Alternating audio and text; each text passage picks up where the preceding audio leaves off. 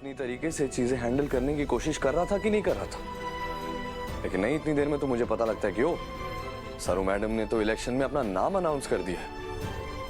वाह, खुद ही हैंडल कर लो सरू।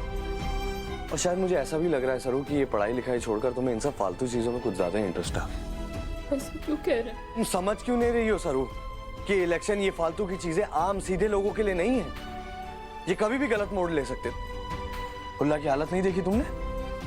अगर ऐसा कुछ तुम्हारे साथ हो जाता तो फिर क्या होता सरू?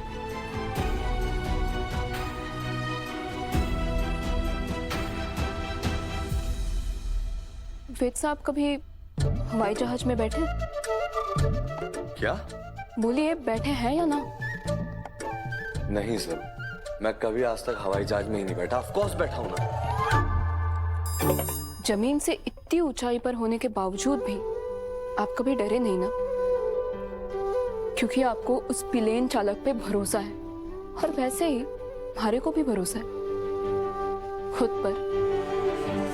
अन्याय के खिलाफ अगर कमजोर ने आवाज ना उठाए तब उसके साथ हमेशा गलत ही हुआ है। और आप तो खुद इतने पढ़े लिखे हैं, आप तो जानते हैं ना कि जब जब किसी कमजोर ने आवाज उठाई है तभी उसे न्याय मिला है, वो ताकतवर बना है। एक कमजोर और ताकतवर में एक ही फर्क हुआ है, आवाज का।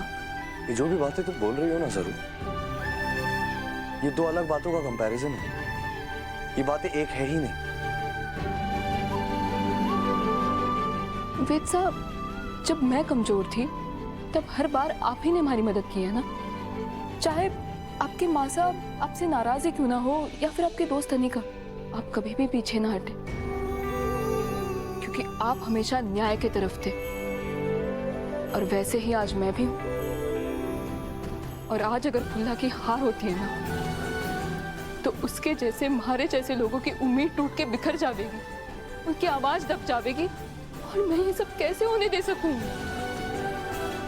ये सारी जो बातें तुमने की है ना सर, ये लिटरेचर में, किताबों में, नॉवेल्स में बहुत अच्छी लगती होंगी, लेकिन असल जिंदगी में, वास्तविकता में ये नहीं होता।